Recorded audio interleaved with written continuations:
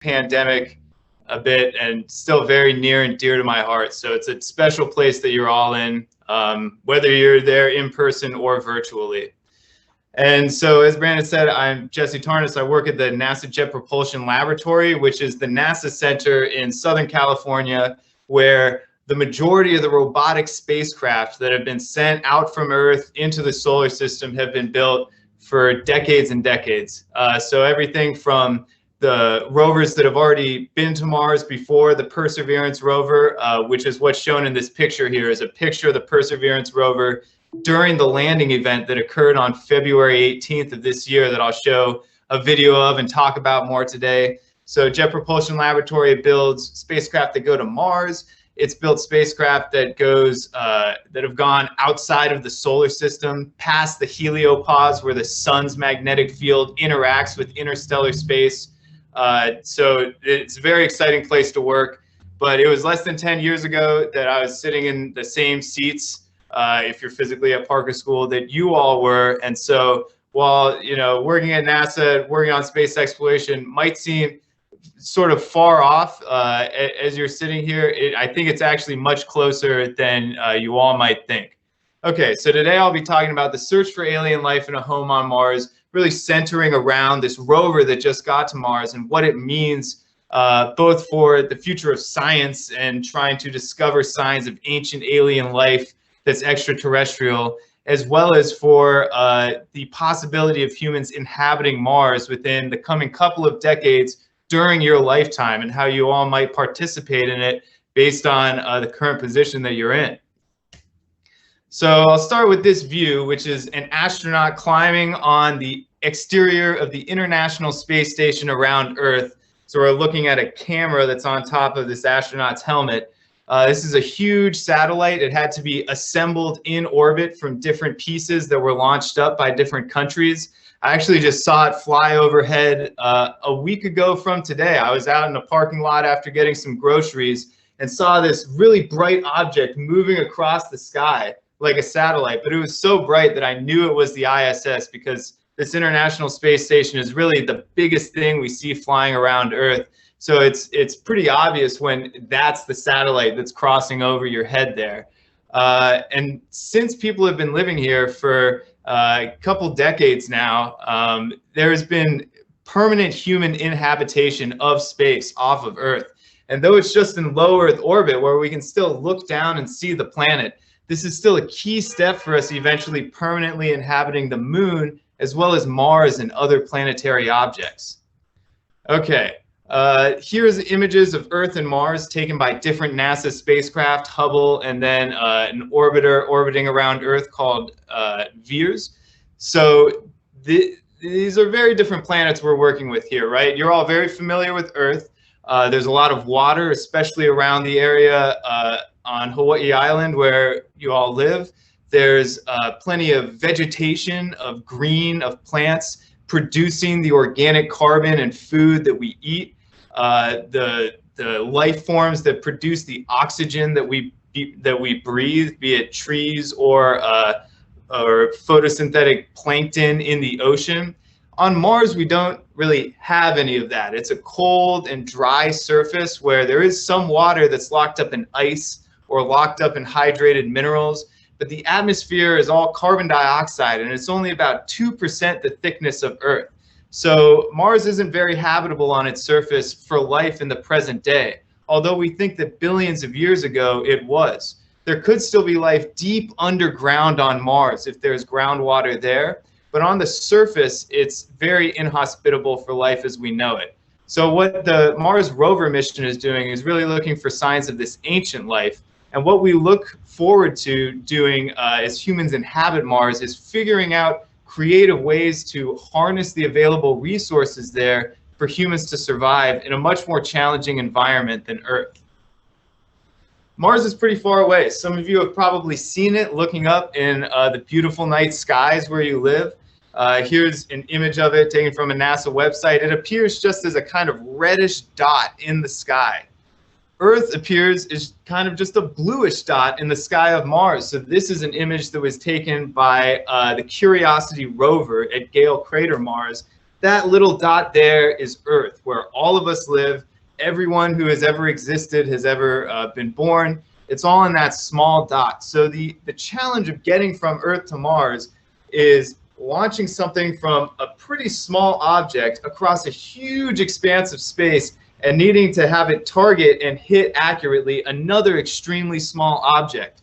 And I actually think that this is very similar to Hawaiian and Polynesian voyaging challenges that were overcome via human ingenuity and creativity and courage to go between these very small objects, small islands in the Pacific, across huge expanses of ocean and hitting your target accurately. These are very comparably similar problems, just being encountered by people of different generations with different levels of technology. But even some of the techniques that are used in these different voyaging styles are very similar. The Polynesians and Hawaiians navigated using celestial navigation. And actually, spacecraft flying through interplanetary space also use celestial navigation to orient themselves. There are these things called star trackers, which are cameras that look out and image stars that are in specific constellations and orientations. And it can use those images of stars to check where it is in space, both in terms of distance between a planet, but also in terms of roll, since there's really no up and down in space. So not only are the problems very similar, going from one small bit of land to another small bit of land across a huge expanse of no land, or in the case of interplanetary travel, space, there's also some parallels in the techniques that are used in order to orient ourselves on the way there. So here's the spacecraft that'll be the protagonist of the story that we'll talk about today in large part. This is the Perseverance rover, which I also might refer to as the Mars 2020 rover. That was its name before it started being called Perseverance. And this is a picture of it as it was assembled in the NASA Jet Propulsion Laboratory high bay. And can someone just confirm that you can see my mouse, so I'm not just gesturing such that none of you can see it? Okay, I'm going to take silence as a yes. Okay, excellent. Thank you. So this Perseverance rover, constructed in JPL's high bay. JPL is the Jet Propulsion Laboratory where I'm fortunate to work. And so in this room, the JPL high bay, this is the same room where all of these robotic spacecraft that have been built at JPL, from the Cassini mission to Saturn to the Voyager missions out of the solar system, they've all been built in this huge room by people wearing some very clean garments here. So this is what the rover looked like right after construction. You can see it sort of has these eyes on it here, such that like human eyes, it can look with two different visualization systems to measure the distance between objects and get a sense of the 3D distribution of material around it. It's also got other methods of remote sensing, like human vision, to measure the composition of different targets. And finally, it has a drill and a variety of other instruments on its arm, such that it can study rocks on Mars more closely.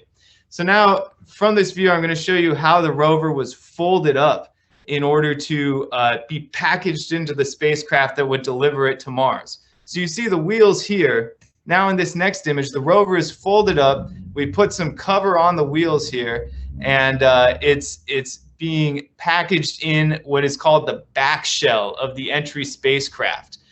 This bit up here is called the cruise stage. So after the rover was launched, this is the part of the vehicle that travels from Earth to Mars.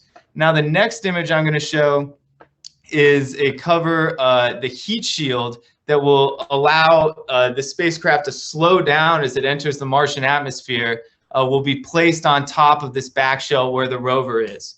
So there it is. So this is the same thing we were looking at before, cruise stage, back shell, but now the heat shield has been put on and the rover is inside of that.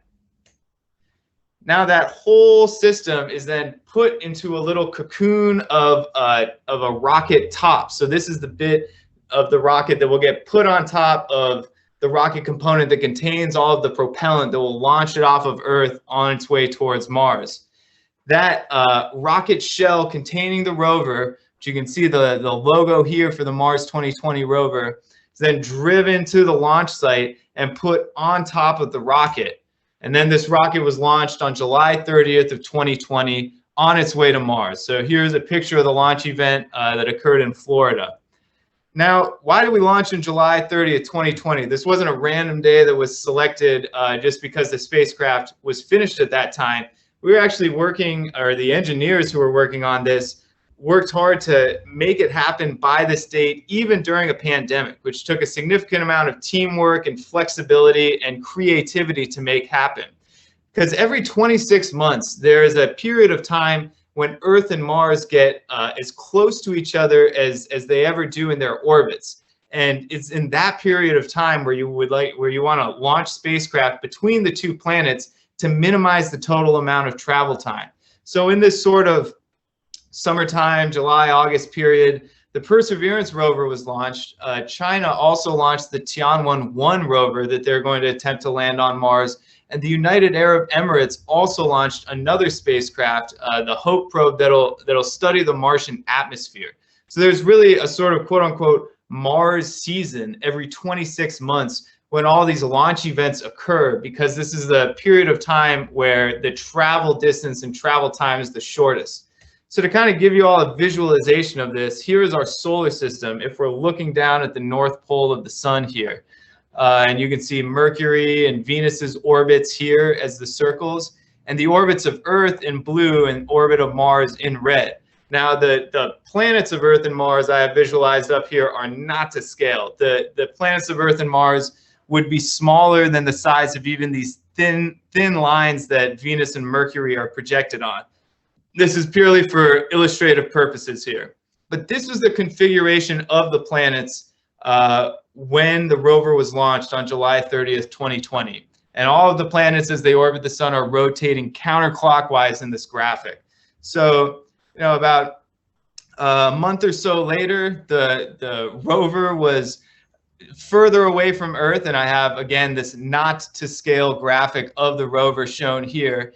And Earth and Mars are also moving during this whole period. So the rover launches, it's already got all of the velocity that Earth has as it's orbiting the sun, but it needs to add that little bit of extra velocity to get between Earth and Mars. It's sort of like if you and your friend were running next to each other and one of you had a Frisbee, you could throw the Frisbee to where your friend is going to be running to.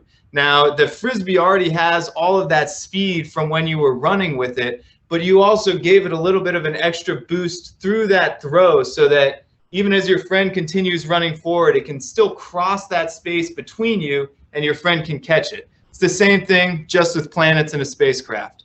So now moving on to a couple months later, now Mars 2020 Perseverance rover is about halfway between Earth and Mars. And a few months have passed, so everything is rotated counterclockwise around the sun. Getting to be about another month later, the spacecraft is getting closer to Mars. And then finally here in February of 2021, the Mars 2020 rover is at Mars. So from that July 30th launch date to February 18, 2021, the Mars 2020 rover made that travel from Earth to Mars, launching when the planets were about as close as they ever get. And so you can see that Earth is about halfway around the sun. It's on the opposite side of the sun from when the rover was launched, because it took about 7 months for that journey to occur. So that's more than half a year. So Earth had traveled about halfway around the sun during that time. Years on Mars are longer because it has this much wider orbital circle that it has to cross. So the years on Mars are about 687 days. So that 7-month window was only about a quarter of a Mars year. So Mars only moved about a quarter in its orbit, and the rover crossed that distance between the planets, launching at that optimal launch window. So we were really lucky that the engineers who worked on the spacecraft were able to pull off its construction and assembly onto the vehicle even during a pandemic, because if that hadn't happened and the pandemic were to make things go haywire, we would have had to wait 26 more months in order to launch the rover again, because that's how long it takes for these close alignment events between Earth and Mars to occur. So I'd say that the biggest difference between the Polynesian, Hawaiian voyaging between islands and traveling between Earth and Mars is that it is more difficult to make landfall on Mars. It's more difficult than even probably making landfall in the craziest storm with the biggest swell you could possibly imagine, island to island. You know, maybe I personally have never experienced trying to make landfall during, you know, 40-foot waves or anything like that. So maybe I'd eat my words if I actually did. But that is all to say, it is very difficult to land on Mars, but we've successfully done it many times. And so I'm going to explain to you a bit of what goes into that, and then also show some actual video footage that was captured during this landing event for the first time ever. So here's a graphic of sort of one of the end results of the landing event, where the Mars rover is being lowered to the ground by this spacecraft called Sky Crane. So you can see here there are rocket thrusters on the spacecraft called Sky Crane that it uses to direct itself and fly through the air to then land the rover on Mars. So during the video that we'll watch, you'll see that there's a lot of sequences that come before this spacecraft Sky Crane is deployed, where first there's braking with a heat shield, just slowing down via the friction of the atmosphere. It basically makes a bunch of fireball plasma by going so fast through the atmosphere, like a shooting star. That's what you see when you see a shooting star, is that object is flying so fast through Earth's atmosphere that flames erupt from the atmosphere around it just via plasma, and that actually slows it down via friction, just like the brake pads on your bike. And so that is the first step of the landing. There's then a parachute that's deployed, and finally after that, this Sky Crane finishes the job with its rocket thrusters. So just a little taster of that. I'll show you a bit later on. This is the area where we landed in, Jezero Crater, Mars, and this ellipse here is the landing ellipse. So it's about 8 kilometers wide, about 7 kilometers tall. And this is the ellipse where the JPL engineers could guarantee us with about 99% confidence they could land the rover safely within. And all of these black and green points are areas where it was deemed safe for the rover to land. So you don't want to land the rover on, say, a cliff face here, which is what would happen if you were to land right where my mouse is tracking. You don't want to land the rover in a sand trap like in this big crater here, because it won't be able to drive out and it'll be mission failure. And you also don't want to land the rover in an area with a ton of boulders, because it might be pitched on its side and again unable to move. In all those cases, you have mission failure, which is what we really want to avoid. So that's why places like this area here aren't valid for landing, because they're too bouldery. So these are all the valid areas where we could have landed. This is where we actually did land. So it is this set of dots here is where we actually ended up landing, which was kind of surprising to everyone, because the highest density of these valid landing areas is sort of here at the delta front, or sort of here at the front of this object coming into the screen here. So we really expected it to be more likely that we'd land here, but we ended up landing in this area. And so I'll show you what it looked like at the aftermath of the landing here. So this is an amazing picture taken by a high-resolution camera, basically a telescope pointing at the ground from an orbiter orbiting around Mars, which is how a lot of the images I'll show of these kind of overview areas were taken. So here is the Perseverance rover. These white marks are dust scoured away from the rockets that helped the rover land. This is the heat shield having crash landed just over 1 kilometer away. This is the descent stage. So that Sky Crane I was showing you before with the rockets coming out of it, having crash landed a little less than 1 kilometer away from the rover. And here's the parachute and back shell. So you can see a zoomed in view of all of these. The parachute, you can even see colors on it. So you have a sense of the cast of characters in this landing process that I'll show you in a video right now. And this is the end result from when we finally touched the rover down and we could see the surface of Mars. So it was successful. I guess I give you the punchline already, but let's watch how this actually happened, because it really is one of the most amazing things that I have ever seen. Oh, there you all are. Hello. Okay. So someone chime in if the audio is bad on this video or something like that, because I'd like you to hear it. What you're going to hear is the actual audio from mission control as the rover was landing. And it'll be over videos that were acquired by the rover's landing system as it was coming into Mars, all the way from when the parachute was deployed to when the rover safely touched down on Mars and Sky Crane flew away and crash landed a little less than a kilometer away. So to give you some context, on this day, February 18th, I was in a virtual room on GatherTown with the 200 other members of the Perseverance rover science team. The engineers were here in mission control and other areas at JPL, reading in the real-time data of the landing as it directly came in from the rover. So during landing day, we actually didn't have these videos. These videos came back a couple days after the landing, so we were able to watch them then. But all we had to go on at this time was the audio that you'll hear. So keep that in mind, and let's watch the video. I'll pause it a few times to sort of explain what's going on. The first thing that you're going to see in the video is this parachute coming out of the back of the landing vehicle. So it's the vehicle starts coming in at Mars at more than 3.5 miles per second. So I'll pause for a sec to let that sink in. I'm sure all of you have either walked 3.5 miles or definitely driven or ridden your bike 3.5 miles. It takes much longer than a second to get there. So imagine how fast you have to be to cover more than 3.5 miles in a second. That's how fast this spacecraft is going when it reaches the Martian atmosphere. As this video starts, the spacecraft has already kind of fireballed through the atmosphere like a meteorite to slow itself down, and is now at sufficiently slow speeds that are still much more than supersonic, like many times faster than the speed of sound. But this is still slow enough that this parachute can be deployed. So the parachute, you'll see in a second, when it gets launched out and opens up, it's opening up about 100 feet behind the rest of the spacecraft, and it's about 70 feet wide, just to give you some sense of the size scales involved here.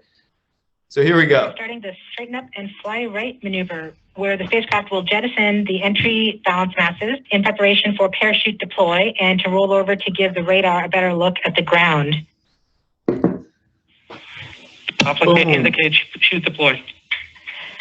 The navigation has confirmed that the parachute has deployed, and we are seeing significant deceleration in the velocity. Our current velocity is 430 meters per second at an altitude of about 12 kilometers from the surface of Mars. So what we're looking at here, you just saw the parachute deploy. Awesome, awesome, awesome. Some of you might have seen this video before. It's totally okay to watch it again. I've watched this video at least 50 times, and it's still easily one of the coolest things I've ever seen. And you can look at new details in it every time you watch. So what's happening right now, you can sort of see in this graphic below hand, the parachute has been deployed to try and slow it down to just supersonic velocity rather than multiple times faster than supersonic velocity. And now this heat shield that allowed it to fireball through the atmosphere safely to slow down is being detached from the spacecraft and falling to the surface so that the spacecraft can make measurements of the surface as it comes in to try and stick the landing, do that right. So you'll see the heat shield drop away and the surface of Mars open up under you as the spacecraft is coming in, still at many times the speed of sound. Heat shield set. Perseverance is now slowed to subsonic speeds, and the heat shield has been separated. This allows both the radar and the cameras to get their first look at the surface. Current velocity is 145 meters per second at an altitude of about 9.5 kilometers above the surface. There you go. Only 145 meters per second right now, but we still need to slow down to 0. Now you can start seeing some of the features of the surface open up and maybe recognize it from the pictures I showed you before. Converge. Velocity solution 3.3 meters per second.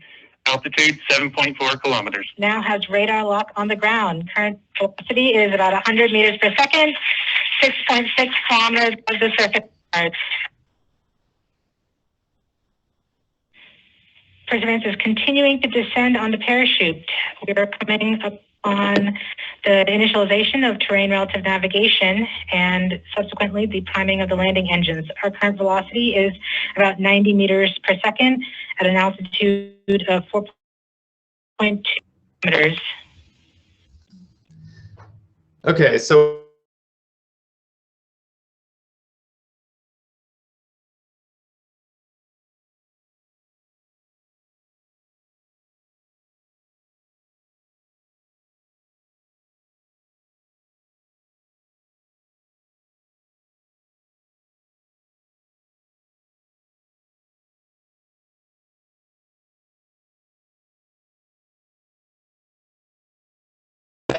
navigation. This is how the rover actually finds a safe place.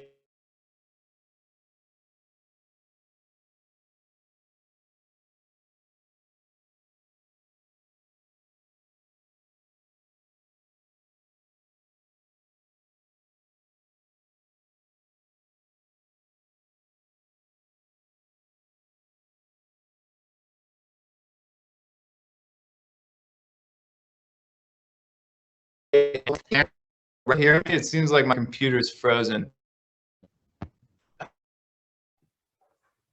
Ah, there you are. You're back, I think.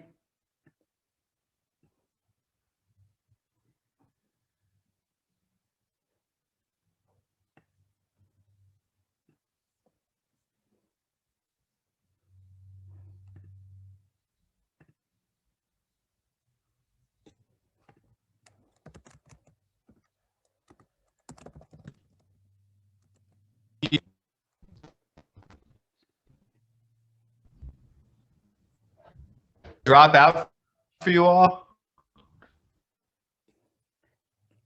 Jesse, if you can hear me, if you want to disconnect and then come back.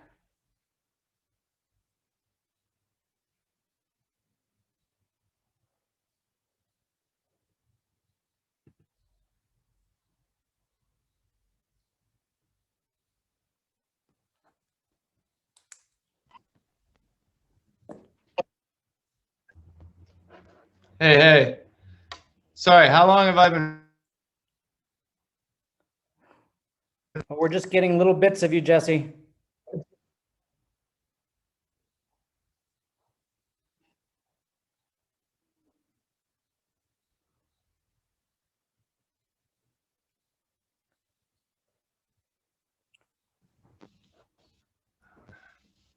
Information that the lander vision system has produced a valid solution and part of Here we go, terrain you're relative back. navigation.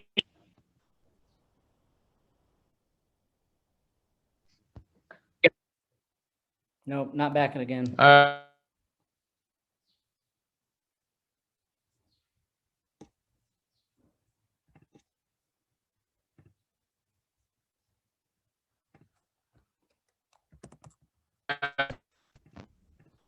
Nominal. We have part of terrain relative navigation. Okay, am I fully back now? I think so. Still a bit choppy. Okay, excellent. Well, there you go. Even ask. Terrain relative navigation. Okay, classic. So about how long was I? I wrote down that I don't know if you can hear me now. 144 is where the video was. Okay, well, that's not that bad. Sorry about that, everyone. I had too much stuff open on my computer. Okay, so that sort of throws off the excitement of this landing event, but we'll try and get it back here. My apologies for that. Okay, so yeah, okay. This is, if something like that had happened during the rover landing, I think a bunch of us would have had heart attacks. Okay, anyway, getting back into this. What you'll see soon is they'll talk about something called terrain relative navigation. And so this is that the rover has images of the surface of Mars uploaded in its computer brain. And it is taking pictures as it comes in to try and match up features on the surface with that map in its brain to find one of those safe landing dots that I showed you previously. So that's what they're talking about when they say terrain relative navigation. And once they get to a sufficiently low enough speed, this whole back shell with the parachute is going to separate off from the rover, and that spacecraft with the rocket thrusters that I showed you before will start flying around to one of these safe landing sites. So you'll see they'll say back shell SEP, and there will be a little bit of jostling, and then you'll see the whole camera angle will tip a little bit and look at the side, and that is the spacecraft flying sideways to eventually come over a safe place to land. And I'll just get one more confirmation that you can still hear me before I start the video again. Yep, you're good. Okay, thank you. 2 kilometers. LCS valid. We have confirmation that the lander vision system has produced a valid solution and part of terrain relative navigation. Timing. PBA is nominal. We have timing of the landing engines. All right, testing out the thrusters. Back shell set. Current velocity is 83 meters per second at about 2.6 kilometers from the surface of Mars. We have confirmation that the back shell has separated. We are currently performing the divert maneuver. Current velocity is about 75 meters per second at an altitude of about 1 kilometer off the surface of Mars. Here in safety Bravo. We have completed our terrain relative navigation. Current speed is about 30 meters per second, altitude of about 300 meters off the surface of Mars. Okay, so they just said they're about 300 meters off the surface of Mars, going about 30 meters per second. So, 10 seconds, if going at this velocity, you crash right on into the surface. But the terrain relative navigation sky crane has gotten us landed right over what's a pretty safe location. There's still some sand dunes here, which you wouldn't necessarily want to land on, but they're small enough, it probably wouldn't be all that bad. There's some boulders here, which, you probably wouldn't want to land right on, but there's not a whole lot of them. So, and there's no cliffs here around. So this is a pretty safe area to land. What you'll start seeing now is this spacecraft lowers down towards the surface with the rocket thrusters firing out to slow it down. Once it gets close enough, you'll start seeing dust on the surface flying everywhere that's kicked up by these rocket jets. And then you'll see 2 cameras open up on the side. One is from the rover looking up at Sky Crane, and the other is from Sky Crane with the rockets on it looking down at the rover. The rover will then be lowered down about 100 feet on these cords till the ground so that it stops on the ground really gently. And as soon as a measurement indicates that it's touched the ground and is completely stopped there, all of the cords connecting it to the flight vehicle will be severed. The flight vehicle will fly away and crash land a little less than 1 kilometer away from here. So and we'll see that in the rest of this video. We have started our constant velocity accordion, which means we are conducting the sky crane, about to conduct the sky crane maneuver. All right, here we go. Sky crane maneuver has started. About 20 meters off the surface.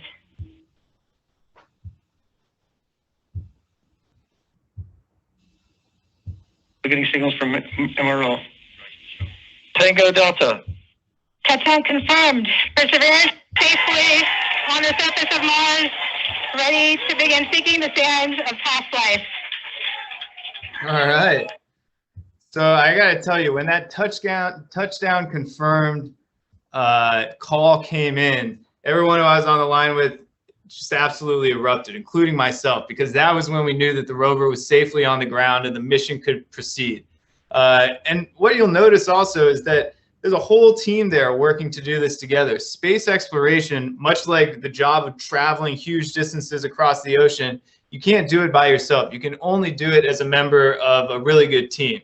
And I think that all great accomplishments in this generation that we're in and this sort of 21st century era are all accomplished by teamwork and team efforts. So that's a big part of space exploration too, that I think also filters into other aspects of life that you'll encounter no matter what career path you choose to go down. So we're really thankful for the almost 1,000 people who worked to make this mission happen and have this amazing feat to land on the surface of Mars. So we went through all this. Why? Like they said at the end of the video, it's to seek signs of past life on Mars. We think that Mars in the past, though it might be cold and dry today, was warmer and wetter, such that there was water flowing across the surface. It might have rained. There were certainly at least lakes of liquid water. This was billions of years ago. And here's sort of a visualization of Mars having potentially had surface water that then dries out to form today's modern Martian surface. So we're going to one of these ancient lakes on Mars, which is, so this is a topographic map of Mars where the red is high elevation, the low is low elevation. Where this arrow is showing is Jezero crater, and this is the area where we landed here. This is what the crater looks like. It's circular. It was made by a meteorite impact initially, but you can see river channels. These are ancient river channels flowing into it from the west and flowing into it from the north here, and another river channel flowing out of it from the east. So we can tell from that this whole basin was filled up to form a lake in the past. Zooming in on this little section here, we've colored some important units of it. The most important unit of it is this turquoise teal one, which is actually a river delta, just like what's on the end of the Nile River as it flows into the Mediterranean. You've got this river coming in from the Ethiopian highlands that eventually hits standing water in the Mediterranean to deposit a delta, this sort of triangle-shaped form here. That is the same thing that we're seeing here on Mars. And excitingly, this is sort of a visualization of what the crater might have looked like billions of years ago in this lake environment. And this is where the delta would be starting to get deposited. And deltas are habitable environments on Earth that are really, really good at preserving fossils, which is one of the main things that we're looking for in this rover mission.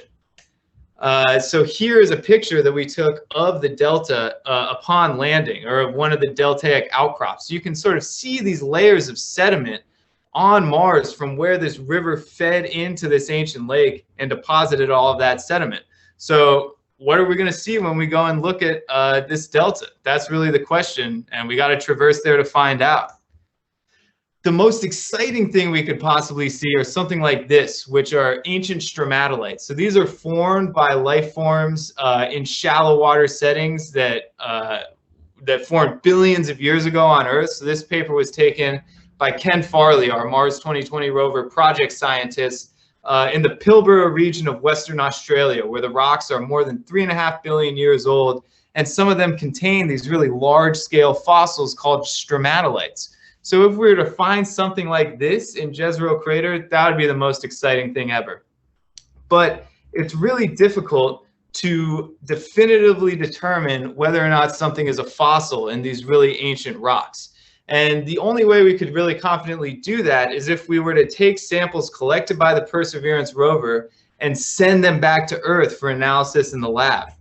So that's what we want to do with the rover instruments. And there's a lot, the different instruments on the rover are labeled here, but what I want you to focus on is the drill that's at the end of this arm here. We're going to drill 38 samples, 30 of which will get returned back to Earth for analysis in labs to learn more about the history of Mars and look to see if we see any fossils in those samples that we collect. Here is a picture of the drill at the Jet Propulsion Laboratory before it was shipped off. And here is a picture of it on the actual arm of the rover itself. So we tested it out, everything is moving correctly. And the idea is that we as the rover will collect these samples that will then be collected by another lander and rover mission that is a joint NASA-ESA mission. Those samples will be launched off the surface of Mars and sent back to Earth, landing in the Utah desert such that we can collect them and analyze those in Earth's lab to see if we could find some definitive evidence for ancient extraterrestrial life in these rocks. But for now, what we're trying to do is test out the system so that we can move around and start drilling. Here's our first wheel wiggle to make sure the wheels were working. Here's a video of our first drive moving around from our landing site with those rover tracks starting out from nothing on the surface of Mars. So we're just starting this mission now that will go on for many years to collect these samples that'll hopefully get returned to Earth in the 2030s. We're also going to fly a helicopter, which is strapped onto the bottom of this rover called Ingenuity. And so look out for this in the coming month or so, where we'll drop the helicopter off and it will, for the first time, fly on Mars. And there's actually a little piece of the original cloth from the Wright brothers' original plane taped onto this rover here, or to this helicopter here, which is going to be another major step in aviation for humans. So now, in the brief time that I have left because of that technological issue there, let's talk briefly about future human inhabitation of Mars. So much like voyaging between small islands across vast expanses in order to inhabit them, that is exactly what they're trying to do on Mars here with futuristic but in development rockets such as the SpaceX Starship and rockets made by NASA that will eventually be able to land people on Mars and launch them back off. You watch a video, go and YouTube a video called Starship Landing Test. I was going to show it before, but I won't now, just to show that even though this is all CGI here, they're actually testing the landing system for this rocket for future missions to Mars with humans in them that will probably occur during your lifetimes. And, this is an exciting opportunity for you all to participate in.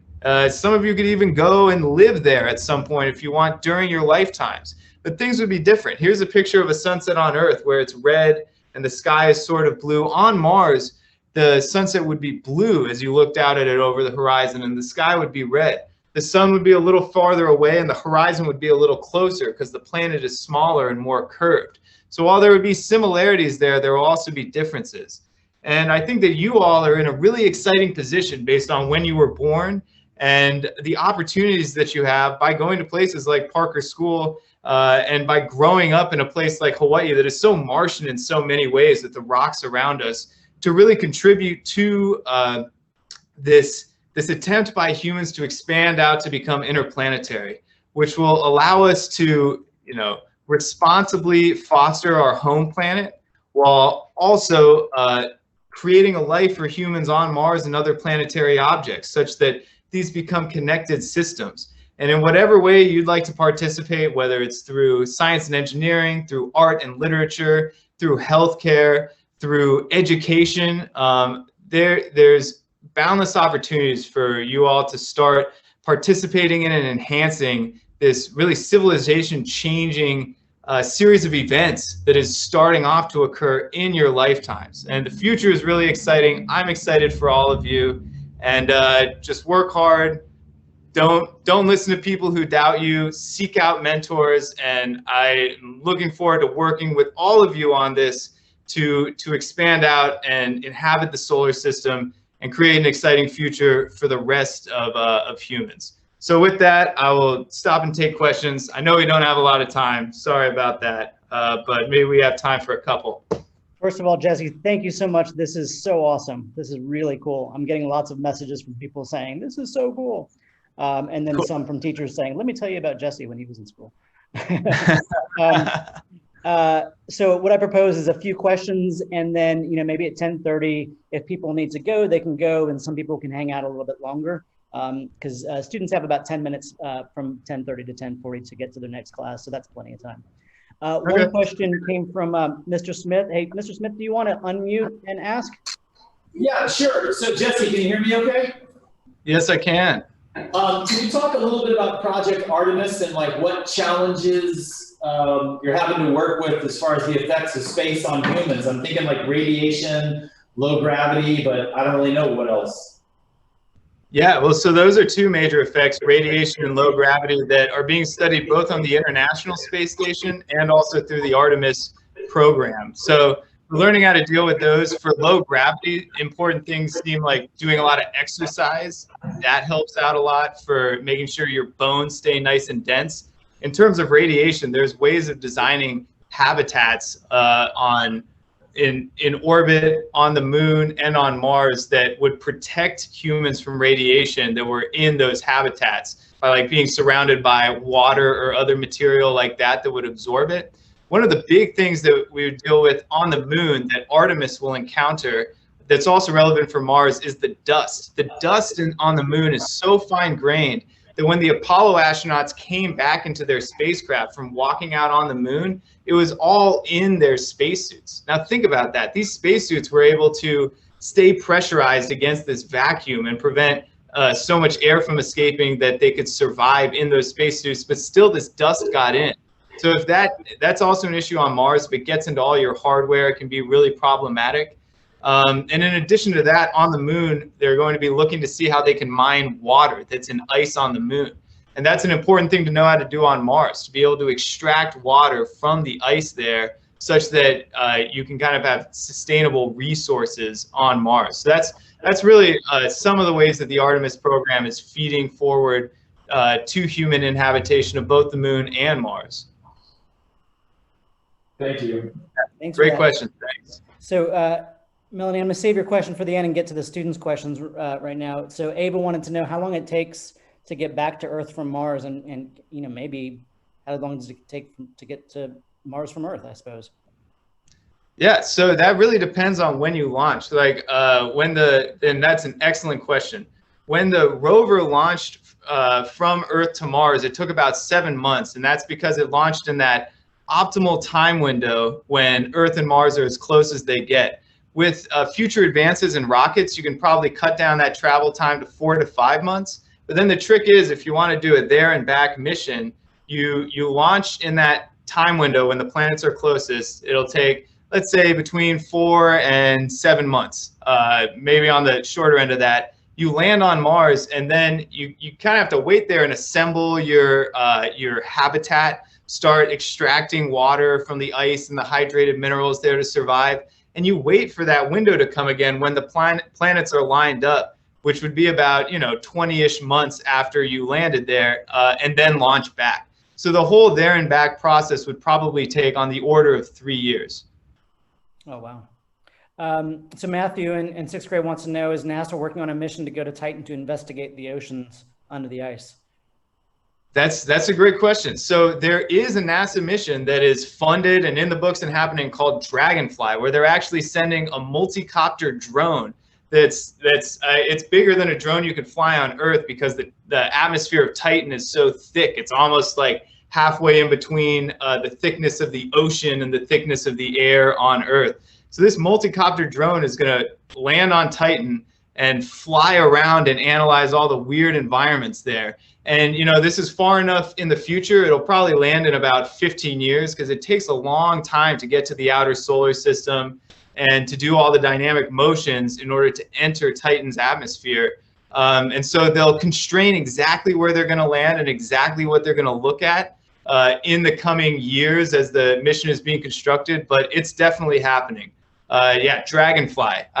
There's some really cool graphics of how it's going to enter the atmosphere and fly its way in and then land on the ground, which is like some really unique stuff there. So excellent question. Cool, thanks. So Addison wants to know, does the rover run day and night, or does it need the sun to power it? Yeah, excellent question. So the rover is actually powered by a nuclear power source. So it doesn't need the sun for power, but because so much of what it does is taking pictures or measuring the properties of reflected light coming off of the surface, it really helps for it to do a lot of activities in daytime. So most of its activities are done during the day, but some of them can still be done at night, and those will be done at night so they don't get in the way of the daytime tasks. But it also needs to take a break and go to sleep to recharge its battery source from that nuclear power source. And so, we do look at the power requirements. The rover does go to sleep, and then we wake it up with a wake-up song every day that we wake it up. And there's also a time period when the rover pretty much just shuts off and goes into sleep mode for a month, and that's during conjunction. So that's when Earth and Mars are on the opposite side of the sun. So like if Earth is here, Mars is here, and the sun is right in here, we can't communicate at all with any of the spacecraft on Mars because the sun is in the way. So it'll basically hibernate for that entire time period. I'm picturing Wall-E when you say these things. Nice. So this is a quick soft thank you and goodbye, because I know students need to get to class. So students feel free to hang out if teachers want to keep the Zoom open. I know there's some parents on the Zoom too. There were two questions that I think I'm going to combine here. you know, this can be exit music as the students are walking away, I suppose. So when do you think the first colony is going to be built on Mars? And then someone wants to know also, why would anyone want to live on Mars, and why not just on the space station orbiting the planet? Yeah, those are both great questions. Okay, so the first one, when?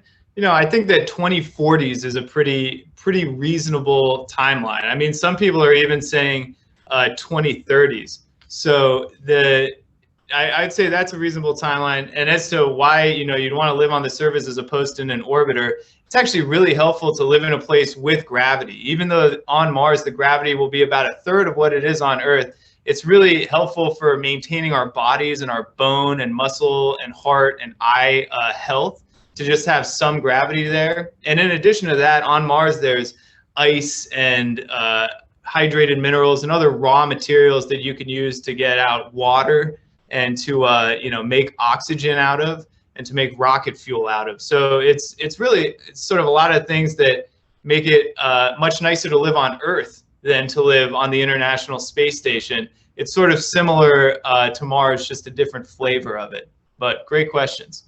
So one last one. This is from a parent wanted to know, what part of the project were you working on? So I'm part of the rover science team. So I didn't work on developing any of the landing systems or any part like that. But once the rovers actually touch down, now I'm helping to do the actual operations on the surface to figure out what measurements we're going to make that are going to advance our science goals to the greatest extent possible, and then interpreting all those measurements to try and piece together the story of Martian history that we're seeing in the rocks at the landing site.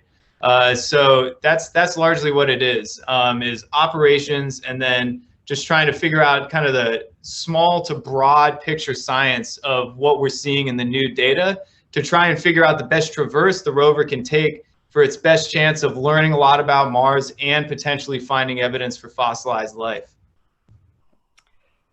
Thank you. Oh, and Ms. Futrell wants to know, what did you major in undergrad? I double majored in physics and astronomy at Wesleyan University. And so, yeah, if you're interested in STEM, also, everyone, feel free to email me if you have any questions about this. I'd love to talk to anyone about this. If you're interested in STEM or space or whatever, just have a question. I would really love to get in contact and talk with you about it. So I majored in physics and astronomy, which was great at Wesleyan, and then I went and did planetary science, which ends up having a lot of geology in it, in addition to physics, astronomy, engineering sort of stuff. Jesse, when you were at Parker, is this kind of where you saw yourself going? I mean, my interests kind of shifted around a lot. I was really interested in space for a while, and I took a physics class with Miss Cassis that I really liked. But then actually around my senior year, I started thinking about going into medicine, maybe being a doctor. And then I went to college and was kind of just looking at the classes and realizing that the ones I thought were coolest were all the physics and astronomy classes. So I went right into that and really haven't looked back since. So it's important definitely to look at a bunch of different career options, figure out what speaks to you best and what really inspires you, and then just pursue that full throttle. That's kind of what I did. So I'm going to read Vicky Frogley's message here, and then Mr. Dunn's is kind of wrapping it up. She said, we're so proud of you, Jesse. So exciting that someone who grew up on the big island of Hawaii and graduated from Parker ended up working for NASA, searching for life on Mars. Way to go. And our head of school, Stephen Dunn, said, mahalo, Jesse, for sharing your expertise and experience. We're grateful to have you with us today. So thank you very much, Jesse. I love that you put it in context, both of your experience, your context of being at Parker School, but also, you know, voyaging is thousands of years old, millions of years old, and going into the future. So it's nice to know that these traditions are carrying on. Mahalo, thank you so much. If people ask me for your email address, I'll give it to them. Yep. Yes, please do so. All right. Thank you all so much. Take it easy.